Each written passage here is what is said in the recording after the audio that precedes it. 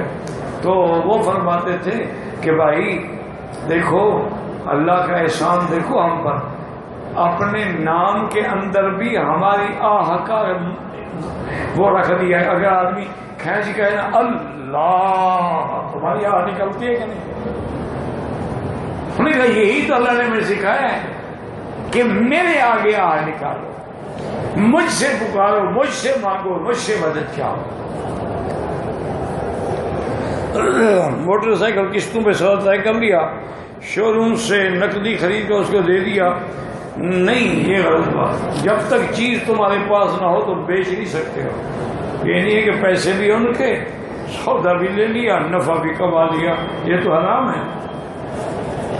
پہلی چیز تو تمہارے قبضے میں ہو نا، کیا بیچ رہے ہو؟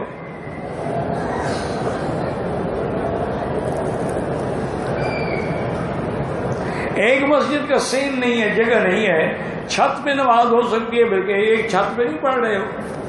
یہ بھی مسئلہ پوچھنے کا ہے. چھت پہ تو بیٹھے ہو.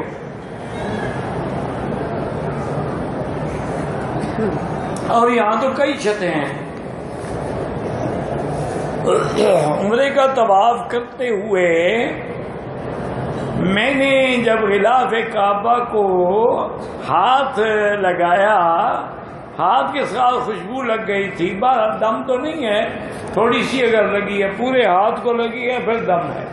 تھوڑی جگہ لگی ہے تو 10-15 ریال خیرات کر دو. میں مکے سے واپسی پر عمرہ کر رہا تھا. مکے سے واپسی پر تو عمرہ نہیں ہوتا، مدینے سے واپسی پر ہو سکتا ہے. طواف مکمل کر لیا، صفا مروا بھول گیا کہ شروع کہاں سے کرنا ہے. ہوا میں نے شروع مروہ سے کر لیا. اچھا ماشاء اللہ. بھول گیا کہ کتنے چکر تو تم سب کچھ تو بھول گئے تو پوچھنے کیا آئے ہو. عمرہ بھی دوبارہ کرو اور ایک بکری بھی ادا کرو. ایک مولوی صاحب کہتے ہیں کہ زمین پر سونا سنت ہے. ٹھیک ہے، حضور کے زمانے میں سب زمین پہ لیٹتے تھے نا. ویسے یعنی تخت بھی ہوتے تھے لکڑی کے بنے ہوئے، لیکن یہ پلنگ ولنگ تو نہیں تھے نا. لیکن اگر کوئی سوئے تو منع بھی تو نہیں ہے نا. یہ دنیاوی استعمال کی چیزیں ہیں. جیسے اب ہم کپڑا پہنتے ہیں، حضور نے یہ کپڑا تو نہیں پہنا نا، ہم گھڑی پہنتے ہیں. یہ دنیاوی چیزیں. بدعت وہ ہے جو دین میں گھڑی ہے.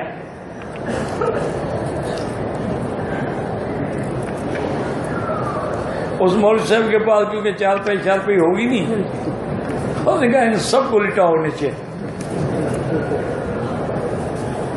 ہمارے علاقے میں جنازہ پڑھتے وقت میت کی چارپائی پر امام کے سامنے پردہ ڈال دیتے ہیں تاکہ امام صاحب کو میت میں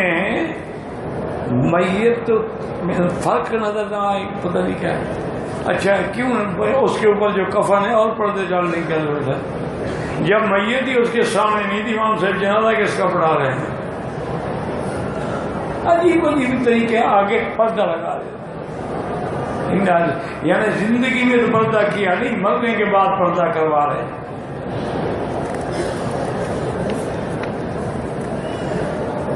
یار یہ سارے کاغذ کٹھے کر کے مفت رکھے ہوتے ہیں. میں 7 سال سے پہلے حج پہ آیا تھا، میری بیوی ساتھ تھی. قربانی کے پیسے جمع کروا دیے. جس تعلق دار شخص کو پیسے جمع کروائے تھے اس کے ساتھ طے ہوا تھا وہ قربانی کر کے فون پر آگاہ کرے گا. اس نے فون نہیں کیا. میں میری بیوی بال کٹوا کے احرام کھول دیا. بعد میں اس نے بتایا کہ اس نے قربانی تو وقت کے اگلے دن کی تھی. جو ہو گیا 7 سال گزر گئے، اب مسئلے پوچھ رہے ہو. حنفی مسلک میں تو ترتیب کے خلاف ہو گیا، دم پڑ گئی. باقی ائمہ کے نزدیک گنجائش ہے آگے پیچھے ہو جائے. اور تمہاری تو غلطی بھی نہیں نا، تم تو پیسے دے چکے. اگر ایک اور ناپاکی کی حالت عمرے کے لیے آئی ہے، وہ کیا احرام عمرے کی نیت اپنے وطن سے کرے گی. آ کے بیٹھی رہے، جب پاک ہو بھرا کرے. مسجد عائشہ جانے کی ضرورت ہی نہیں، وہ تو اصل عمرہ تو چھوڑ بیٹھے گی. پھر ایک آدمی مسجد عائشہ سے احرام باندھا، حلق سے قبل احرام اتار دیا، پھر حلق بھی کرایا کہ نہیں کرایا. اگر تھوڑی دیر بعد، آدھے گھنٹے بعد حلق کرا لیا تو دم نہیں ہے. اگر کرایا ہی نہیں، کپڑے پہن لیے، حلق بھی کرائے، دم بھی دے. مکے سے مدینے کی واپسی پر میں نے عمرہ کرنا تھا، مجھے پاؤں میں سخت زخم آیا، ٹانکے وغیرہ لگے ہوئے، نہیں کہ کوئی بات نہیں انشاءاللہ معاف کریں گے، آپ مجبور تھے۔ کہتے جی کہ ایسی کوئی روایت ہے کہ مسجد حرام میں یا مسجد نبوی میں ذکر اپنا نماز کے علاوہ بھی عبادت پہ لاکھ کا اجر ملتا، اصول یہ ہوتا ہے کہ ایک چیز کا ذکر کر دیا جاتا ہے، باقی اسی پہ قیاس کیا جاتا ہے۔ ذکر نماز کا ہے، لیکن نماز عبادت، اس کا معنی ہر عبادت پر اللہ اجر دیں گے۔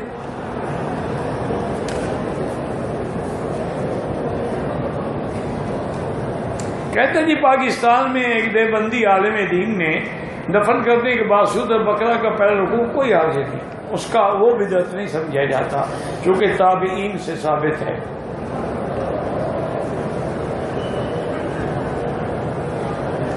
قبر کی زیارت کرنے کا کیا جا کے کھڑے ہوں السلام علیکم یا دار قوم المؤمنین انا انشاءاللہ بکم لاحقون، اور پھر اللہ سے دعا کریں یا اللہ ان کی مغفرت فرما، ان کے درجات بلند فرما۔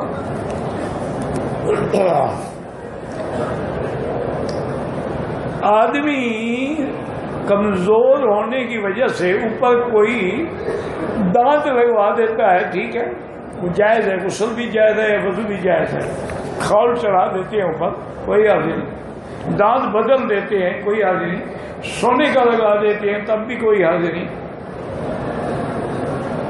اگر کسی عورت نے بال کٹانے سے پہلے اسکارف اتار لیا، کفارہ واجب بالکل نہیں ہوگا، کیونکہ اسکارف باندھنے کا اس کو شریعت نے حکم ہی نہیں دیا، یہ تو خود اس نے گھڑا ہوا ہے۔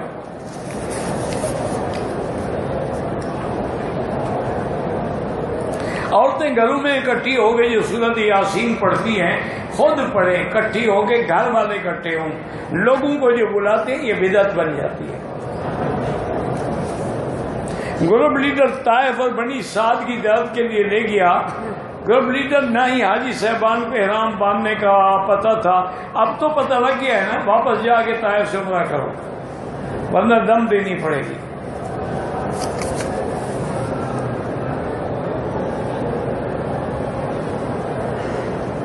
میں اپنے باپ کو کہتا ہوں کہ گھر میں داخل ہوتے ہوئے سلام کیا کرو، پھر بھی وہ نہیں کرتا، اللہ ہدایت دے، تم ان کو کہو نہیں، تم جب بھی داخل ہو سلام کرو۔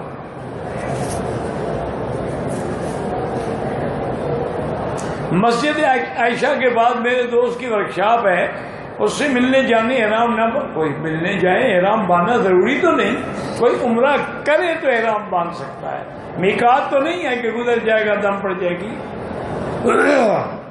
دن میں 2 مرد 3 خواتین ہیں، عمرہ ادا کرنے کے بعد مدینہ شریف گئے، واپسی پر ہمارا عمرے کا ارادہ نہیں تھا، ہمارا ارادہ تھا کہ الوداعی عمرہ آخری دن کریں گے، بعد دوبارہ عمرہ کرو اور دم پڑے گی، سب کو دم دینی ہوگی۔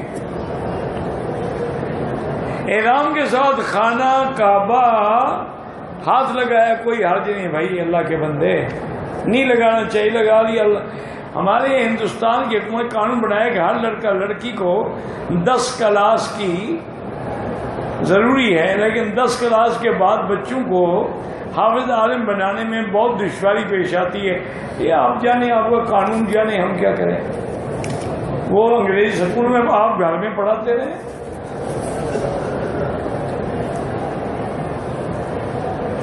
بھائی بہرحال یہ بڑی مشہور روایت ہے، حضرت اویس کرنی نے اپنے دانت محبت میں آ کے نکلوائے تھے، داڑھی ایک مشت ہونی چاہیے۔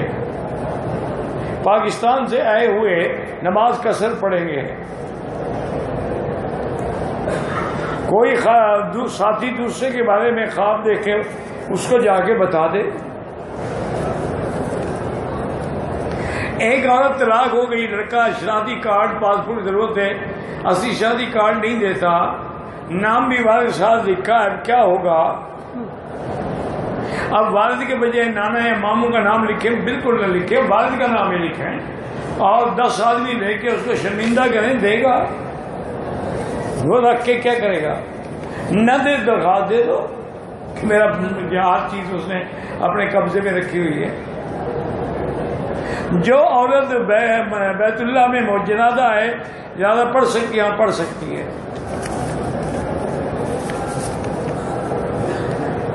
ایک آدمی حنفی ہے، اگر ریاض اور 3 مرتبہ پاکستان بغیر احرام کے آیا ہے، کام کے لیے گیا تھا تو دم سے بچ جائے گا، اگر کام نہیں تھا تو پھر دم دینی پڑے گی۔ روضہ رسول اللہ پر الصلاۃ والسلام علیہ یا رسول اللہ پڑھ سکتے ہیں۔ عشاء اور عصر کی سنت غیر موقتہ کی فضیلت، غیر موقتہ کی بھی فضیلت ہے، حضور نے جو پڑھی ہے، اس سے بڑی کوئی فضیلت ہے؟ جس کا عقیدہ حضور کو مختار کل ہو، عالم الغیب رکھتا، اس کے پیچھے نماز بھی نہیں ہوتی، اس کا ایمان سے ختم ہو گیا مسئلہ۔ عام مردوں کے بارے میں کیا عقیدہ رکھنا چاہیے؟ ہی کہ قبر میں ہیں، باقی ان کا تعلق روح اور جسد کا ہوتا ہے، تب بھی تو سوال جواب ہوتا ہے، ورنہ پھر سوال جواب کیسے ہوگا؟ ہمارے ملک میں حیات انبیاء کا بڑا جھگڑا ہے، تم جانے تمہارا ملک جانے، اللہ ہمیں جھگڑوں سے محفوظ رکھے۔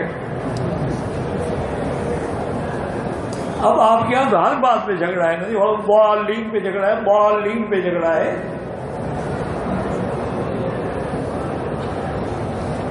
دن میں آپ روضہ رسول اللہ پہ، یہ نہیں کہ ہر وقت سلام، ایک دفعہ سلام۔ بزرگ جب جاتے تھے تو جاتے ہوئے سلام پڑھتے، پھر جب واپس آتے سلام پڑھتے، آگے پیچھے ہے محرم میں بیٹھ کے درود شریف پڑھتے۔ مروہ پر نفل پڑھنے کا کوئی حکم نہیں۔ ایک آدمی کو قرضہ دیا تھا، اس کی پوزیشن نہیں ہے کہ واپس کرے، میں زکوٰۃ میں کٹوا دوں، یعنی جو چیز ڈوب جائے وہ اللہ کے کھاتے میں، وہ زکوٰۃ صدقے میں نہیں کاٹی جا سکتی۔ آب زمزم کھڑا ہو کے پئیں تو جائز ہے، ورنہ افضل یہ بیٹھ کے پئیں۔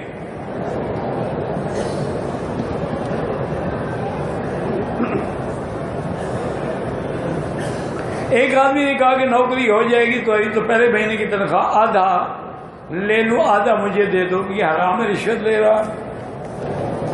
ریاض الجنہ میں جو ریاض جنت کا ٹکڑا ہے، اس سے بڑی کیا فضیلت ہے بھائی؟ وادی جن کا مجھے پتہ نہیں، خود جا کے ملو جنوں سے۔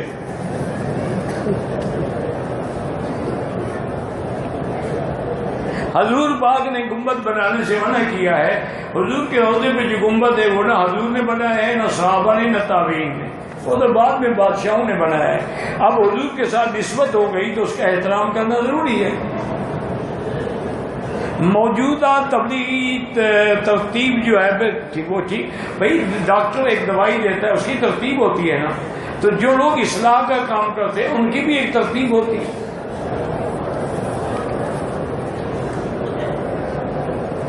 ایک آدمی پاکستان سے احرام نہیں باندھا، ایئرپورٹ سے اپنے بیٹے کے گھر رابک چلا گیا، تو پھر رابک سے احرام باندھا ٹھیک ہو گیا۔ انا للہ۔ مسجد عائشہ سے بھی احرام باندھ کے عمرہ ہو جاتا ہے۔ اللہ سب کو نمازی بنائے۔ مکے سے واپس جاتے ہوئے طواف الوداع کوئی نہیں، عمرے کے والوں کے لیے طواف الوداع نہیں ہے۔ میرے دل میں وسوسے آتے ہیں، کوئی فکر نہ کرو، آخری صورتیں پڑھ کے دم کیا کرو۔ طواف کی 1 یا 2 چکر مکمل کرنے کے بعد جماعت کھڑی ہوگی، نماز پڑھ کے پھر جہاں چھوڑا وہاں سے شروع کرو۔ اگر صفا مروہ دوڑنے کے بعد اپنا سر خود گنجا کرے جائز ہے۔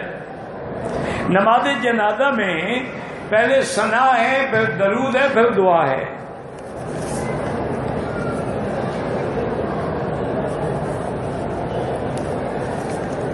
کہتے ہیں جس کی داڑھی نہیں حضور جو تو زندگی میں بھی جو بغیر داڑھی کے آیا حضور نے جواب نہیں دیا سلام کا، بلکہ ایک روایت میں ہے کہ حضور نے منہ پھیر لیا۔ مجبوری کی وجہ سے جو بندہ بوٹ میں ہمارا طواف کرتا ہے کوئی حاجت نہیں، کوئی دم نہیں، مجبوری ہے تو مجبوری ہے۔ ایک آدمی کا پاؤں ہے زخمی ہے یا اس پہ کوئی نعوذ باللہ نقص ہے، طواف کرتے وقت بعض لوگ اپنے بچوں سے باتیں کرتے ہیں، بالکل ناجائز ہے۔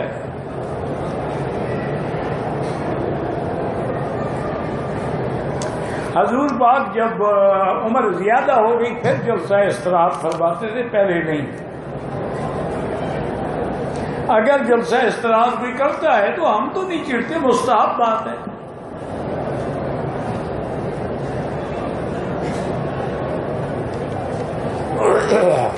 ہم ہم دیہاتی لوگ ہیں، زمینداری کرتے ہیں، کیا ہمارے عورتوں پر حج فرض ہوتا ہے؟ اگر عورت کو تم نے اتنی جائیداد دی ہے کہ اس سے وہ حج کر سکے پھر فرض ہوتا ہے، اگر اس کو دیا ہی کچھ نہیں، الٹا مزدوری کرواتے ہو اس سے کہ گندم کاشت کرو اور ساریاں کاشت کرو اور جانوروں کو چارہ کھلاؤ، تو نوکر ہے نا ہماری، بیوی تھوڑی ہے۔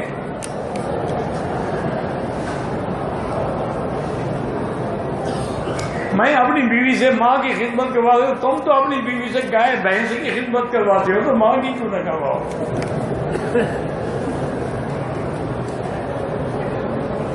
نماز جنازہ میں حنفی مسلک میں فاتحہ نہیں ہے، حنبلی مسلک میں فاتحہ ہے۔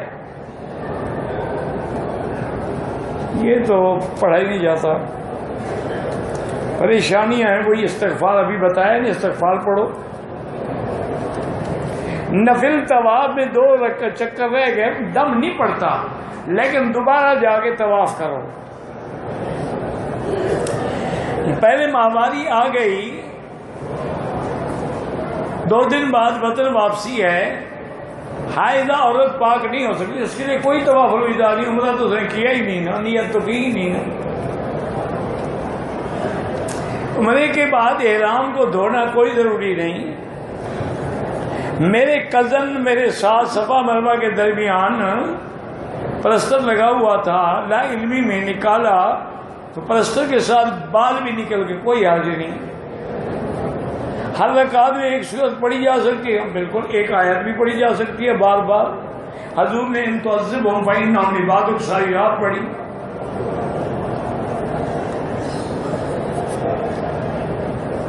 اسلام آباد ایئرپورٹ سے احرام باندھ کی نیت کر لی، جب جدہ ایئرپورٹ پر پہنچا تو وہاں پر ہوا زیادہ ہونے کی وجہ سے احرام کا اوپر کی چادر اڑ رہی تھی۔ میں نے پتہ کیا کیا، کوئی حرج نہیں، کچھ نہیں ہوتا، باندھ لیا۔ مکروہ وقت تو نماز بعد میں پڑھے۔ ہمارا ایک ساتھی ہوٹل پہنچنے کے بعد کپڑے پہن لیے، 15 منٹ بعد اتار دیے، دم نہیں آتا۔ طواف عمرہ مردے کے لیے ہو سکتا ہے؟ ہاں جی ہو سکتا ہے۔ غلاف کعبہ کو پکڑ کے دعا مانگنے کا حکم نہیں، منتظم پہ سینہ لگا کے مانگو۔ غلطی سے احرام کی چادر سر پہ لگ جائے کچھ نہیں ہوتا۔ صفا مروہ کرتے ہوئے بھول کر پہلے مروہ سے شروع کر دیا، پھر بعد میں بھول کر 6 چکر لگائے ہیں، اگر بعد میں آپ نے چکر پورے کر لیے تو ٹھیک ہو گیا۔ 6 بنتے ہیں، 6 چکر لگائے، بھول گیا تھا، پھر کیا ہوا؟ سوال یہ ہے کہ اب میرے لیے کیا ہوگا؟ مجھے تو ابھی تک بھی سمجھ نہیں آپ کیا کر رہے ہیں۔ شروع مروہ سے کیا، مروہ سے شروع کیا ہے، پھر میں چکر لگاتے ہوئے میں بھول گیا تھا، مجھے دوسرے دن یاد آیا ہے کہ چکر میں نے 6 کیے۔ اچھا تو ویسے ہی نہ ہوئی نا صفا مروہ، جب شروع ہی مروہ سے کیا تو اب میرے لیے کیا ہوگا؟ اب آپ کے لیے ایک دم دینا حکم ہے، اور کیا حکم ہے؟ اللہم صلی علی عمرہ سیدنا، کرنا ضروری نہیں ہے؟ اللہم صلی علی سیدنا محمد وعلی سیدنا محمد وبارک وسلم یا حی انا للہ یا حی یا قیوم یا ذا الجلال والاکرام۔ یا اللہ بیماروں کو شفا عطا فرما، بے حیاؤں کو حیا عطا فرما، بے دینوں کو دین عطا فرما، بے اولادوں کو اولاد عطا فرما، قرض داروں کے قرض عطا فرما۔ یا اللہ اس بلد الامین کی قیامت تک حفاظت فرما۔ یا اللہ پاکستان کی حفاظت فرما۔ یا اللہ دینی لوگوں کی اور دین کے کام کرنے والوں کی اور دین کے اداروں کی حفاظت فرما۔ یا اللہ مسلمان کشمیر میں ہیں، فلسطین میں ہیں، عرب میں ہیں، عجم میں ہیں، ان کی جان مال اور عزت کی حفاظت فرما۔ ربنا ظلمنا انفسنا ان لم تغفر لنا وترحمنا لنكونن من الخاسرین۔ وصلی اللہ تعالی علی خیر خلقہ